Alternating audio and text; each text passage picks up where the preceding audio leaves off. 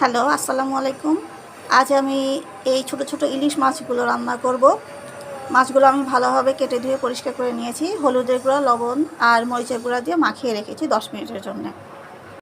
মাছ রান্নার জন্য আমি এখানে 6টা মাঝারি সাইজের পেঁয়াজ কুচি করে নিয়েছি। এখানে 20টার মতো কাঁচামরিচ দেওয়া আছে। আর করলাগুলো আমি এইভাবে কেটে নিয়েছি, এতটা মোটা করে কেটে নিয়েছি। আর আলুগুলো আমি এই সাইজ করে কেটে নিয়েছি। এখানে আমি হলুদের গুঁড়া নিয়েছি হাফ চামচের মতো, 1 চামচ শুকনা মরিচের গুঁড়া নিয়েছি, হাফ চামচ জিরার গুঁড়া নিয়েছি আর হাফ চামচের মতো লবণ নিয়েছি। আমি প্যানে সব কিছু নিয়ে নিয়েছি, মরিচ, পেঁয়াজ। এখন আমি মশলাগুলো সব দিয়ে মেখে নেব। প্রথমে হলুদের গুঁড়া, মরিচের গুঁড়া, জিরার গুঁড়া,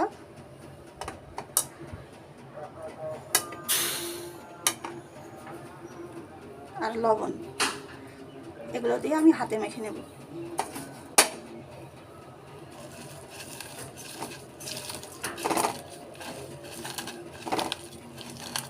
আমি সব তরকারিগুলো খুব সুন্দরভাবে হাতে মেখে নিয়েছি, যেন মশলাগুলো সব সাথে মিশে যায়। এখন আমি সরিষার তেল দিয়ে দেবো। এর মধ্যে 4 মুঠ পরিমাণ সরিষার তেল দেব। এইভাবে মুঠ ভরে ভরে আমি 4 মুঠ তেল দেব। 1 মুঠ, 2 মুঠ, 3 মুঠ, এই 4 মুঠ। এখন আমি সুন্দরভাবে এর সাথে মাখিয়ে নেব। এখন আমি সব মাছগুলো এর মধ্যে দিয়ে দেব।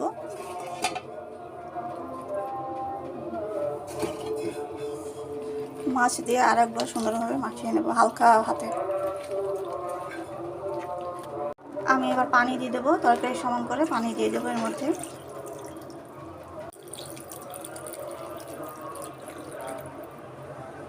আমি এতখানি পানি দিয়েছি, দেখতে পাচ্ছেন। চুলাটা জ্বালিয়ে দিয়েছি, চুলাটা এখন হাই হিটে জ্বলবে। যখন বলক আসবে তখন আমি ঢাকনা দিয়ে ঢেকে দেবো আর চুলাটা মিডিয়াম টু লোতে রাখবো। এখন আমি ঢাকনা দিয়ে ঢাকছি না। দেখতে পাচ্ছেন আমার মাছটায় বলক এসে গেছে। এখন আমি ঢাকনা দিয়ে ঢেকে দেবো আর চুলার আঁচটা মিডিয়াম টু লোতে দেবো। আর 15 মিনিট পর্যন্ত এইভাবে আমি জাল করে নেব। ফিরে আসলাম 15 মিনিট পরে।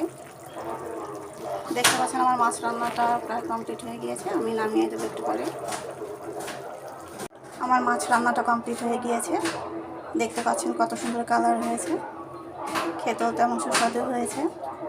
সবাইকে ধন্যবাদ আমার ভিডিওটা দেখার জন্য। ভিডিওটা ভালো লাগলে সবাই প্লিজ লাইক, কমেন্ট, শেয়ার করবেন। আর এমন সহজ সহজ রেসিপি পেতে আমার চ্যানেলটাকে সাবস্ক্রাইব করে রাখবেন। আসসালামু আলাইকুম।